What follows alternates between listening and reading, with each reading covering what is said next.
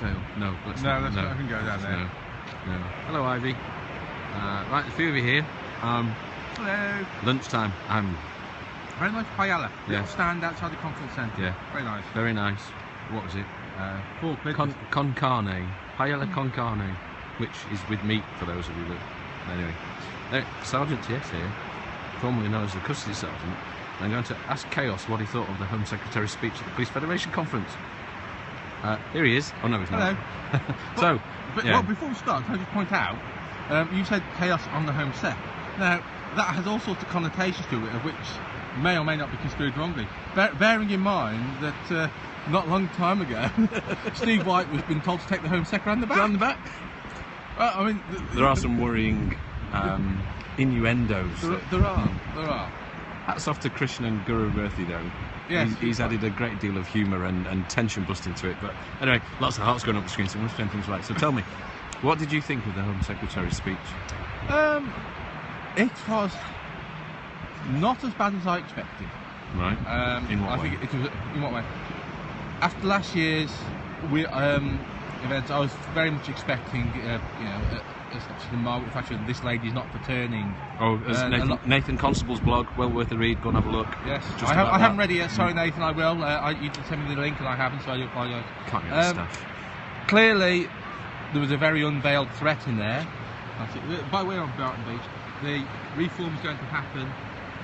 You're either with me or against me. Yeah. Take it or leave it. I will do it with you, or I will do it without you. Which is the bottom line. I think the phrase that probably a lot of people prefer is you either do it with me or I'm going to do it to you, which was what a lot of people used to think, weren't they? Yeah, but, yes, and I think that message was put out there very plainly. So anything else that was said either before or after has to be taken in relevance to that one comment. That being said, I think the Home Secretary was very courteous. She appeared to listen to, especially when she could ask questions, and she responded courteously and openly, and perhaps far more than I won't say far more she needed to, but far more than was needed to get her opinion across. Will it change anything? Highly unlikely. I think the reforms are still going through, whether we like it or not. But she's sort of, are you sort of saying that she's maybe offered a little bit of an olive branch to sort of say, look, get involved with me and let's talk about it. So maybe we've got something to work with. I won't say talking about it. A conversation is a two-way thing, as we're having now. If she's saying, you can tell me what you like, but I'm going to carry on regardless, that's not a conversation. Yeah. But that's down to people like Steve White and the other Fed chairs and the chiefs to make the voice heard. Take that forward. How well they put their side of the conversation across. Yeah. I will send you. Hello. 14 people. 14? I'm just focusing on the RNLI lifeguards who are pretty much heroes. So just out what you need to do is focus on the yellow and red flags on the beach, because we just walked past a sign that said, "Please swim between the flags." And we said they're on the beach. They're on the sand. How do you swim between them? No. Maybe we're missing something. I think perhaps the most controversial point of the Home Secretary. Rusby, I agree. Yeah. Is that when she finished, and she did get a round of applause. It wasn't a very long round of applause, but as every answer to every comment I've asked them what we're going to do, are we going to do jeer her, are we going to ignore her, are we going to stand in silence? And my answer from the start was no, we're going to show professional courtesy. Yeah. We're above that, we're dignified, and we're going to carry on like that. One of the things that I had said on one of the tweets was said that, we go to domestics where we're dealing with repeat offenders and who've bashed women and all sorts of things. Some horrible people, and yet we remain dispassionate and courteous throughout it, even when we're locking them up. And you thought, well, we can do that with criminals. Why on earth are we not doing it with the Home Secretary? Even if we don't like what she's got to say, there is a sort of, and I don't like speaking to us. And I don't like a lot of what she said, and there's a lot of very good points been made, especially around the neighbourhood policing argument. And I don't believe for a moment this line that neighbourhood policing numbers have increased. Well, not in my universe, they haven't. No. And I can from personal experience, we used to have 7 before they closed my station. Now there is but 2 of us, 1 officer and 1 PCSO. Yeah. And I don't see how that's increasing numbers. No. I think there's still a long way to go then, isn't there? I mean, I don't know about you, but I came away with the overall feeling that she was far more polite than she was. She growled and snarled at us last year. I think there were some strange faces at the start. When Steve was talking, there were clearly some. Yeah. I think Steve went in with both guns though, didn't he? And I think, to be fair, I expected something exceptional from Steve. I don't think we got exceptional, but I think we got good. pretty Got bloody good. good. You know, pretty good. And so I've got no criticism of that. I think he did a good job.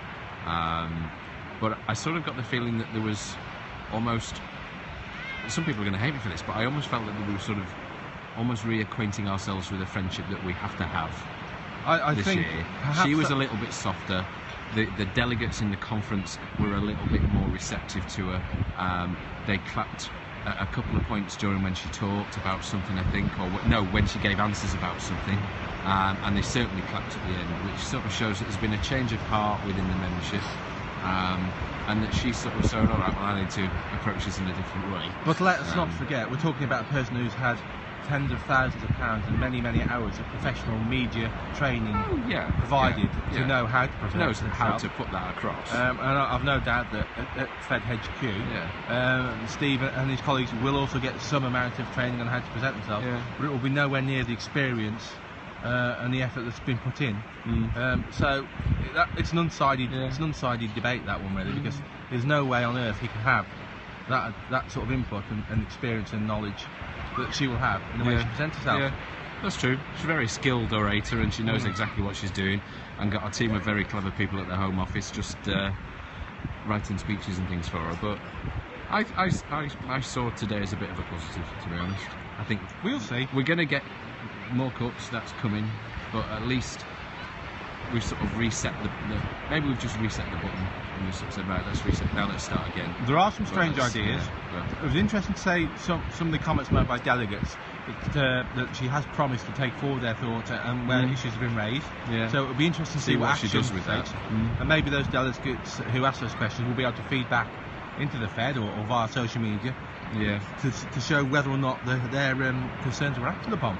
That's the proof of the pudding, isn't it? Exactly. It's all one thing saying, I'll look into it.